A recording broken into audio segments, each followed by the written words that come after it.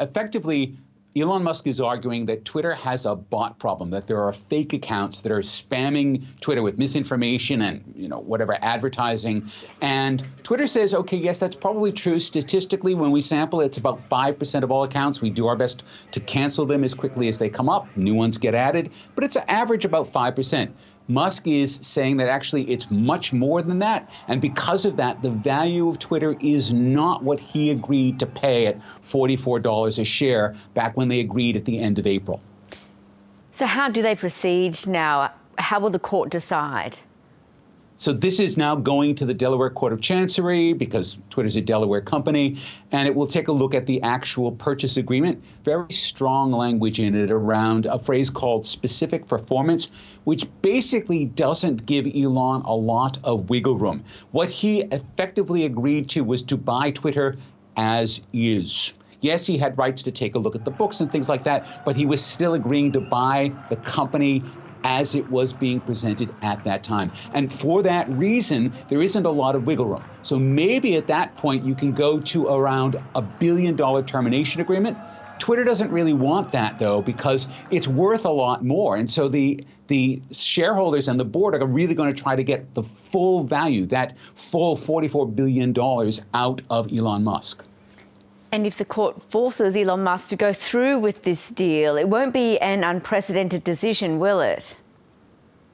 It won't be an unprecedented decision, but I don't think there's ever been a decision of this scale. So, asking someone to basically spend at least $10 billion of their own fortune plus $30 billion of financing, which is probably no longer lined up. It may not be that he actually has the wherewithal to actually put all of the money together for this deal anymore. And what is the likelihood of the deal being cancelled? This is a really good question. I mean, clearly that's what Elon is aiming for. He's trying to make it so hard that Twitter just gives up.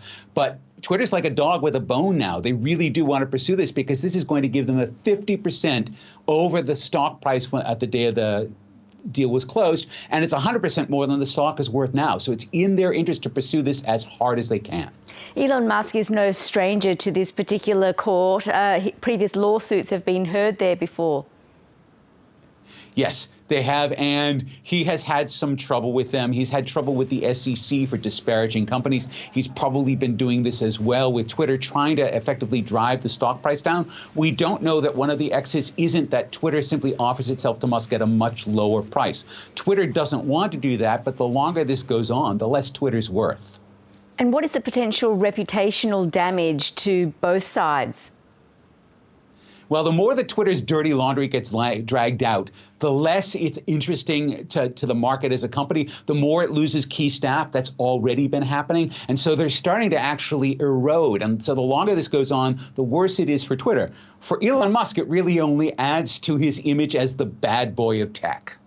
So when will we find out the outcome of this lawsuit? It's probably going to be later on this year. It's going to go to the court, I think, next month for the first arguments. The court is probably not going to be in any hurry to make a decision because it has to figure out what it can force Elon to do reasonably to close the deal. It may be that the parties will actually come to their own decision before that, which will give Twitter them some money in return for Elon being able to walk away. How much money are we talking about here? Well, if the minimum is $1 billion, if that's the floor, we're probably talking at least $5 billion before Twitter feels like sufficient money has been handed to them to cover the damage that Elon has caused them. Meanwhile, Twitter had a major blackout last night. What happened? Yes, for about, I think, an hour last night. Most Australians were asleep at the time, but basically all of the services went down across the board. This is something that happens to almost every large service provider, whether it's Facebook or Google or Microsoft. Almost all of the time. Once a year, they'll have some form of outage. They get uptime. They measure it at nines. Twitter still probably has 4 or 5 nines, 99.999% uptime. That's very good for a company that's running globally, but there's always going to be an outage. Mark Pesce, thank you.